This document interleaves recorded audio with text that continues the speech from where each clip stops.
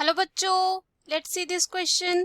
The question says, assertion here, the two kingdom classification used for a long time was found to be inadequate. Reason is two kingdom system of classification did not distinguish between the eukaryotes and prokaryotes, unicellular and multicellular organisms, green algae and fungi. इस question में जो है assertion and reason दे रखा है और हमें बताना है क्या ये सही है। पहला ए में दे रखा है if both A and R true and R is the correct explanation of A। दूसरा दे रखा है if both A and R true but R is not the correct explanation of A। C है if A true but R is false। D है if A is true but R is false। तो अगर यहाँ पे हम बात करें, सबसे पहले जो है हम बात करते हैं की कॉन्सेप्ट की, तो की कॉन्सेप्ट हो जाएगा यहाँ पे टू किंगडम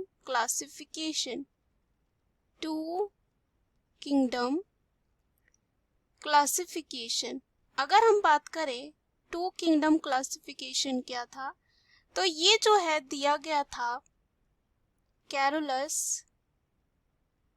कैरोलस लीनियस के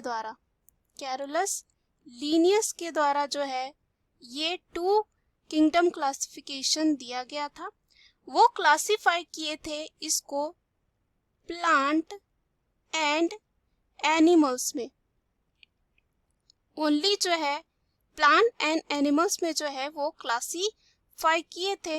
एंड यहाँ ये देखा गया टू किंगडम क्लासिफिकेशन में वो बहुत टाइम तक यूज किया गया, लेकिन बाद में जो है वो इनएडिक्वेट पाया गया।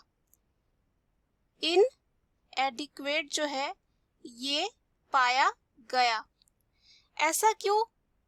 हम ये बोल सकते हैं कि जो ये सिस्टम था टू यहाँ पे किंगडम सिस्टम, यहाँ पे did not distinguish between eukaryotes and prokaryotes.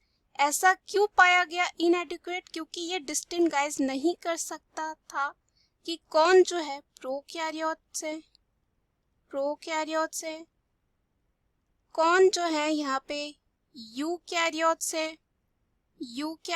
है, साथ ही साथ कौन यूनिसेलुलर है, कौन मल्टीसेलुलर है, और कौन नॉन फोटोसिंथेटिक है,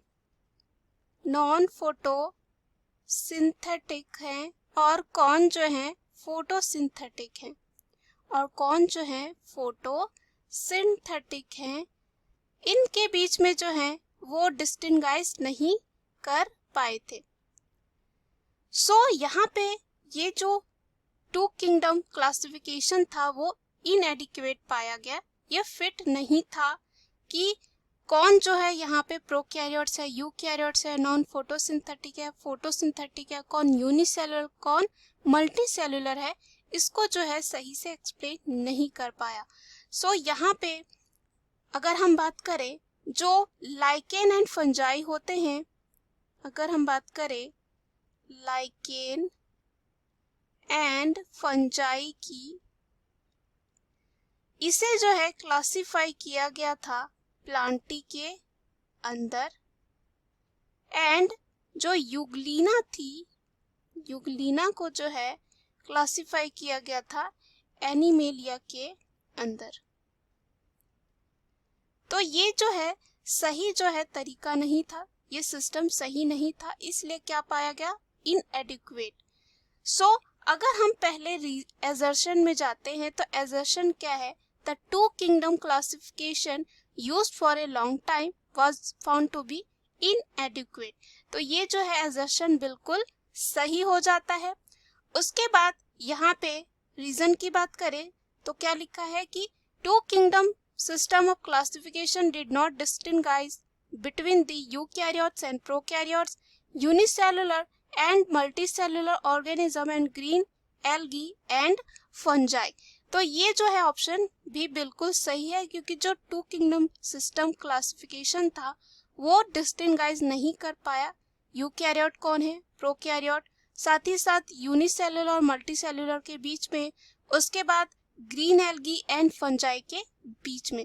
सो यहाँ पे असर्शन एंड रीजन बोथ जो हैं सही हो जाते हैं। तो चलिए हम ऑप्शन में चलते हैं। ए दे रखा है, if both A and R true and R is the correct explanation of A. तो ये जो है हमारे क्वेश्चन का सही आंसर हो जाएगा, क्योंकि यहाँ पे दोनों जो है ट्रू हैं, स्टेटमेंट ए और कह सकते हैं जो आर, यानी कि असर्शन एंड रीजन दोनों सही है, और रीजन जो है करेक्ट एक्सप्लेनेशन है किसके लिए, यहाँ पे असर्शन के लिए।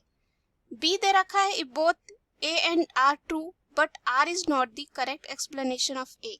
तो यहाँ पर ये जो है गलत हो जाता है, क्योंकि यहाँ पे आर यानी कि रीजन जो है बिल्कुल सही है। उसके बाद सी है, if A is true but R is false. तो अगेन यहाँ पे ये स्टेटमेंट गलत हो जाता है। और यहाँ पे डी अगर हम देखें तो A is false but R is true, तो अगेन ये जो ऑप्शन है गलत हो जाता है। So the right answer of this question is A.